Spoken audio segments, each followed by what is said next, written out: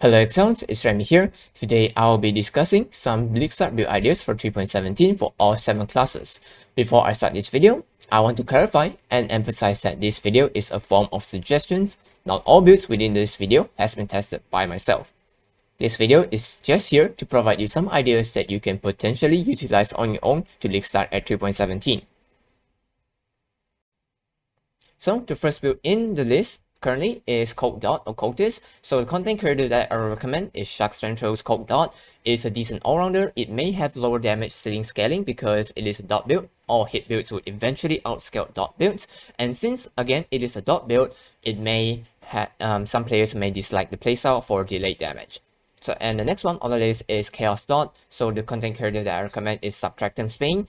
Again, it is a decent all-rounder. It may have lower ceiling scaling damage, again, for the same reason as Cold Dot, and it may have lower end bossing damage because it is a non-stackable dot damage, and it, again, since that is a dot damage, not all players will enjoy it. And the next one is Skelly Mages. The content creator that I recommend is Vikton.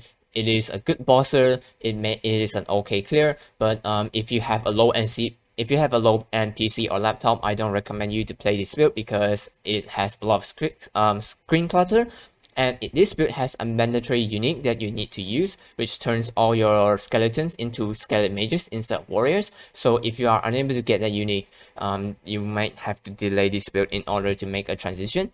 And again, since it is a minion playstyle, not all players will enjoy minions. And the next one in the list is Ignite Elementalist. So the one that I recommend is Palsteron's Explosive Arrow Ignite Ballista. It is a decent all-rounder from the looks of it. It is a Ballista playstyle. Not all players will enjoy playing Ballista. And it may have a clunky playstyle from the looks of it, since it has 3 layers of delayed damage. So the first layer would be placing your totems, and the second layer would be the totems firing the explosive charges of the arrow in order for them to stack. And once the stack explode, it deals ignite damage, and that ignite damage is also a dot damage, so it is another form of delayed damage. So not all players would enjoy playing this kind of build, and again, it is a dot build. Not all players will enjoy delayed damage, but this is even more delayed. And since this build requires stacking, you may have to stand still a little bit more in order to achieve the PoE DPS that is advertising on. And so for the next 2 builds are a little bit on the dangerous end because there are no really well established guides on this particular setup, but you guys could look it up as an idea. So the first on the list is Spark. It has respectable damage on both clear and single target, but it requires a close-end arena to do a lot of damage. So if the arena is open-ended like Cyrus arena, you may have lower single target damage overall. And since it is a ground projectile, it gets stuck easily on places. So for example, if you look at Chayulas, as a ground projectile, your projectiles get stuck by these kind of gaps. So as you can see, your lightning strike projectiles is not passing through these kind of like gaps right here. So you guys have to be aware of this since that is a ground projectile. And the next one on the list is Hexblast Ignite. So it is a decent all-rounder from the looks of it, and it requires out quality gems in order to get max effect of your Doom, and it has a 2-button playstyle similar to Essence Ring Contagion, and it is a dot playstyle. And let's moving on to Shadow. So the first on the list on Shadow is Trapper or Miner. So the content creator that I recommend looking on is Lolcohol Seismic Trapper. It is a dedicated boss killing. It may feel a little bit slow on clearing, and since it's a trap playstyle, some players might dislike because of its own kind of delay, and it may be slightly squishier compared to all the builds available right here. And the next one on the list is Poison Assassin. So the one that I recommend looking on is Jung's Spiral Helix. It is a decent all-rounder, and since Spiral Helix has a kind of weird playstyle, it may be a little bit wonky for some players to play it, and it is a pure melee playstyle. It may lead to lower survivability for some players if you don't know how to play this well. Again, it is not built since it is a poison build, and again, since it is a poison build, it may have a bit of fake DPS going on because poison duration scale the build DPS by a lot, and you may require stacking to stand still on, so you may have to stand still for quite a bit in order to achieve the PoE DPS that it is being advertised. And For the next one, for the a bit volatile on the list is Essence Drain Contagion. The one I recommend looking on is this range Essence Drain Contagion. It has decent clearing. It has a low single target damage. The performance of the build is kind of questionable after it has been nerfed several leagues in a row, and it did not receive any buff. So I'm not sure how well this build will perform. Again, it is a 2-button playstyle. It is dot build. I don't really recommend play Essence Drain Contagion, but if you like the clearing, like this whole screen clears kind of stuff from Essence Drain, you could play it. Right, now let's move on to Ranger. So the first one on the Ranger list I recommend looking on is Toxic Rain. So the content creator that I recommend looking on is Cerberus. So it is a decent all-rounder. Again, it is a dot playstyle. It has a lower scaling damage, and it also requires stacking. So the next one on the list is Poison Concoction.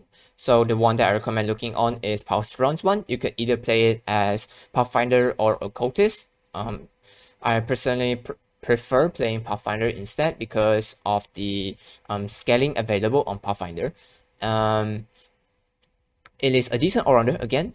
It is a dot poison playstyle, and it loses 3 sockets compared to all other builds. So you might lose some kind of you may require some kind of investment to get the 3 sockets back in order to level some gems in it. And since you are unable to use 3 sockets within the build, so you might have a lower in-game settings available for the build and flexibility for the build. So for the volatile list on Ranger that I recommend looking on is Lightning Strike. So Lightning Strike is a decent all-rounder. I recommend looking on core base if you are interested in this. So again, since that this is a Lightning Strike build, it is a ground projectile, so it gets stuck by stuff. So again, the video earlier I showed you is the same issue it shares with Spark. And it has lower performance compared to Marauder.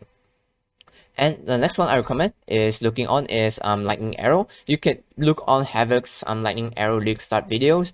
It looks like a decent all-rounder. It has respectable clearing damage and bossing damage, but the survivability of the build looks very, very low, and it has a Ballista kind of playstyle. And the next one I recommend looking on is Elemental Hit. Elemental Hit is similar to Lightning Arrow. It is a decent all-rounder. It also may be a bit squishy. And now let's move on to the next section of the build, which I don't have a lot of experience on because I don't really play Marauder, Duelist, or Templar. But you could just look it on as some kind of suggestions and ideas for you to build it on if you are interested in this. So the one that I recommend looking on for Duelist is Corrupting Fever. You can look on Grimro's Kinetic Blast Corrupting Fever. It is a decent mapper. It has low single target damage. It requires stacking, and it is a dot build. And for a bit volatile kind of list is TR Champion. You could look on Darkee's one, and it is a respectable all-rounder.